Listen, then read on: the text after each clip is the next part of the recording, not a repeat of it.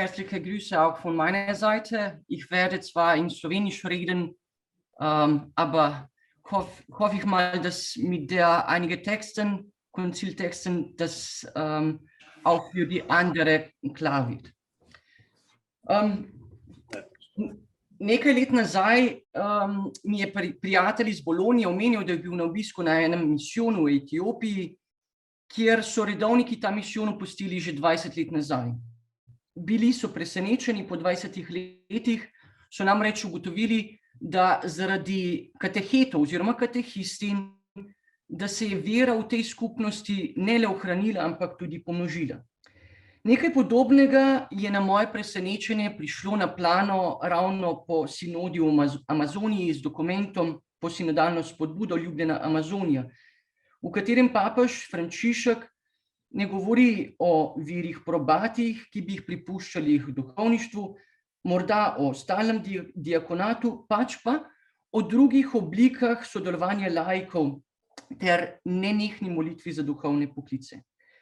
Vprašanje, ki ga danes motrimo, ni zgolj vprašanje decentralizacije, deklerikalizacije z namenom, da bi klerikalizirali laike, še manj pa, da bi kritizirali prizadevnost duhovnikov.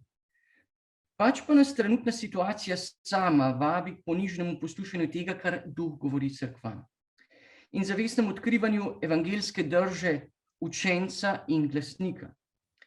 V tem prispevku bi želel ovrednotiti zunanje razloge klerikalizma, kar bom sicer izpustil, obenem pa se osredotočil na pomen in razvoj cerkvene službe, kot jo najdemo tudi znotraj dokumentov oziroma razvoja zakonika cerkvenega prava. Obenem pa želim motriti nekatere ekleziološke modele, ki so prenavljali pot cerkve začenši oziroma z drugim Vatikanskim koncilom in omogoča cerkveno delovanje kot služenje v občestvu. Če povzamem z eno besedo, klerikalizem ne gre za obleko, niti za stanovsko delitev, če že, bi lahko to pojmovali kot za elitizem ali privacijo svetega. Sam pa, kot že rečeno, bi želel tole predstavitev vrednotiti s pojmovanjem cerkvene službe oziroma službe na splošno. Rocco D'Ambrosio, ki je sociolog in politolog, poskuša vrednotiti filozofski okvir, se pravi moči, oblasti, kot zmožnosti učinkovanja na resničnost na eni strani in pa pridobiti poslušnost nekoga drugega. Ko pa pogledamo svetopisemski okvir, vidimo, da moč, oblast temelji pravzaprav je nekaj, kar je stvar v naravi, in zaznamuje tako Boga, kot nenazadnje tudi svetnega vladarja. V izrazoslovju, ki ga najdemo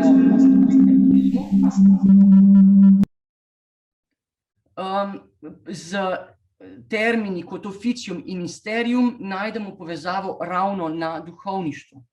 V Novi zavezi pa beseda, ki zaznamuje oblast, moč, exousia, velja oziroma je pripisana Jezusu, ki pa jo pravzaprav zaupa tudi svojim učencem za misijonsko delovanje.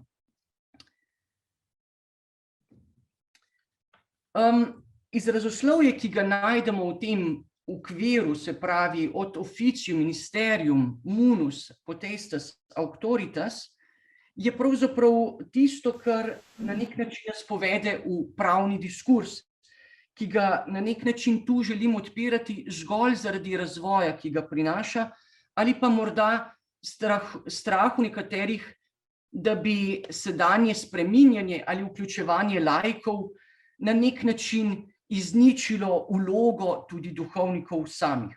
Ob tem želim ovrednotiti nekatere spremembe, ki jih najdemo ob pogledu na razvoj kodeksa, namreč iz leta 1917, kjer je cerkvena služba na nek način ovrednotena na dveh ravneh. Najprej čisto široko kot službo z duhovnim namenom, ki pa je pravzaprav zožena in sicer omejena na potestas ordinis in jurisdictionis. Obenem je zanimivo, da v tem istem kanonu oziroma v tem istem zakoniku je kolokacija govora o cerkvenih službah pravzaprav zreducirana na pozicijo, ko se govori o vlogi in definiciji klerikov. Ravno tako v tem zakoniku se povezuje potestas jurisdictionis cerkveno službo v kanonu 197. Če pa naredimo en prehod naprej, potem vidimo, da je v kanonu oziroma v zakoniku iz leta 83 prišlo do nekaterih sprememb. Prva sprememba je, da je za definicijo cerkvene službe pravzaprav vzeta široka definicija, namreč tista redna, trajno ustanovljena služba, ki se opravlja v duhovni namen. Torej, gre za široko interpretacijo. V tem je razvidno, da pri cerkveni službi, da je poudarjena trajna objektivna stabilnost za udejanjenje cerkvenega delovanja, medtem ko še vedno oseba ostaja subjektivno določujoč element. Zakonik iz leta 83 odkriva, da cerkev ne govori le o laikih, temveč jim daje tudi mesto v cerkvenih službah, ki niso vezana na kleriški stan. Torej, ne le da govori o vlogi laikov, temveč v kanonu 228 in naprej najdemo kar nekaj služb oziroma mest, ki so že namenjena laikom. Kljub temu pa je vprašanje cerkvene oblasti ostalo zelo odprto, namreč v njeni dvokomponentnosti, med razlikovanjem med potestas ordinis ter potestas jurisdictionis, ter ne nazadnje na drugi strani njene edinosti zaradi enega Božjega izvora v Kristusu in njegovem duhu. Študije kot Ricarda Batokija in Vita Mignocija izpostavijo, da koncil prinese nove pravne dikcije.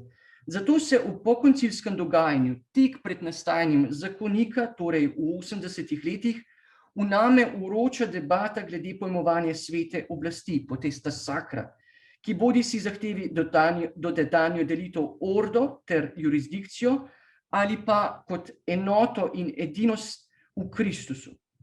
V tem oziru smo videli določene vidike pojmovanja oblasti, ki so ostali odprti ne nazadnje do današnjih dni. Širše pojmovanje cerkvene službe oziroma njeno razlikovanje od ministerialnega služenja ter sakramentalne moči odpira pot laiškim sodelavcem, kar se je ne nazadnje pokazalo že v 50 letih 20. stoletja z dvema svetovnima kongresa o laiškem apostolatu.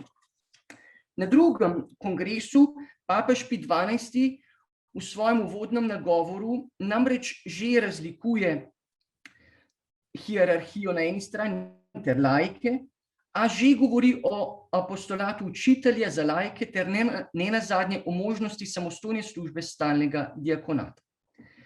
Če preidemo naprej, torej k koncilu samem, potem lahko povzamemo z Antonijem Acerbom, da pravzaprav v ta koncil vstopata dva modela. Bolj pravno, hierarhično urejen model Societas Perfecta ter bolj občestveni modeli, kot ga predstavljata Božje ljudstvo ali pa Kristusovo telo. Kardinal Avery Dulles, ki v svoji knjigi Models of the Church spregovori ravno nekako v 7 modelih, poskuša prejšnja zadnja dva modela, namreč Božje ljudstvo in pa Kristusovo mistično telo, poimenovati skupnim imenovalcem občestvenega modela, ki se na nek način kaže na poseben način tudi v koncilski dikciji v Lumen Gentiumu 10, namreč v povezanosti vseh krščenih v eno sveto zgradbo in duhovništvo. Znotraj koncilskega učenja odkrivamo poskus novega razumevanja cerkvene službe, saj se ne uporablja več jezika kot ordo ali jurisdikcijo, temveč se govori o sacra potestas, kjer so duhovniki kot ministri, ki pa služijo svojim bratom, kot vidimo v Lumen Gentium 18. O tovrstni delitvi, namreč ordo in jurisdikcijo, ne govori koncil oziroma Lumen Gentium niti, ko govori o učinku škofovskega posvečenja. Tam se namreč govori zgolj o svetih službah. Razumevanje cerkvene službe je postavljeno v občestveni model cerkve, namreč za dobro Kristusovega telesa ter za služenje celoti Božjega ljudstva. Znotraj koncilskega občestvenega dojemanja cerkve razumemo, da je izvor vsake oblasti v Kristusu kot deleženje njegovega trojnega poslanstva, munera, tudi če pri tem govorimo o dveh specifičnih načinih življenja teh dveh poslancev, namreč o službenem in pa skupnem krstnem duhovništvu, kot je to zaznano v Lumen Gentium 10.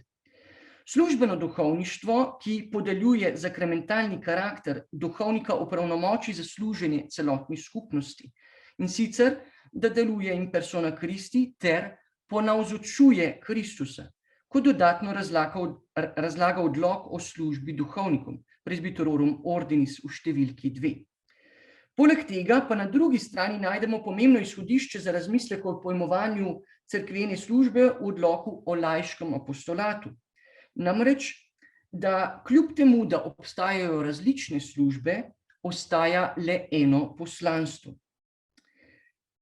Poleg tega cerkev preko posameznikov prejema mnogovrstne darove za skupno rast in izgradnjo Kristusovega telesa.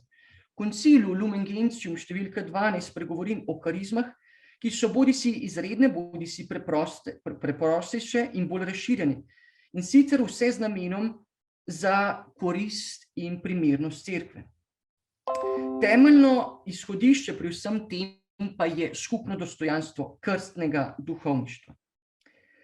Poleg svetne poklicanosti, za katero koncil pripisuje z laikom, pa koncil spregovori tudi o vključenosti laikov pri delovanju ad intram, ko namreč v številki 33 pravi: laiki so vsi brez izjeme poklicani, da kot živi ljudje z vsemi močmi prispevajo k rasti cerkve in njenemu neprestanem posvečevanju. Če je specifičnost, kot rečeno, laičnega apostolata delovanje kot soozemlje, pa so laiki poklicani še na različne načine k bolj neposrednemu sodelovanju pri hierarhičnem apostolatu. K temu koncil dodaja v točki 37 pravico in celo dolžnost, da v skladu s svojim znanjem, strokovnostjo in ugledom laiki povedo svoje mnenje o tistih stvareh, ki zadevajo blagor cerkve. Koncil v tem istem odstavku spregovori o medsebojnem odnosu poslušnosti laikov ter priznavanju dostojanstva in odgovornosti laikov v cerkvi strani posvečenih pastirjev.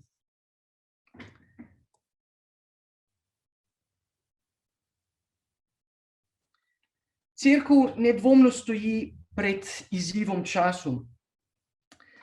Smo seveda v navideznem iskanju osvoboditve struktur, klerikalizma, znotraj družbe, ki se nahaja v fluidnosti in sporadični individualizaciji. Znotraj tega velja omeniti model kardinala Averyja Dallesa, ko spregovori o cerkvi sedanjega časa kot skupnosti učencev in nenazadnje misijonarjev, glasnikov. Ob tem pravi kardinal Dallas, da učenčevstvo temelji na Kristusovem klicu, ki s seboj prinese milost za sprejetje tega klica. To je seveda ena perspektiva cerkve. Druga, ki k temu sledi, pa je podoba služabnika. Namreč vse to nas spominja, da je cerkev tisto organično telo, ter tudi pravna organizirana skupnost, ki jo osnoval Kristus in jo oživlja njegov duh.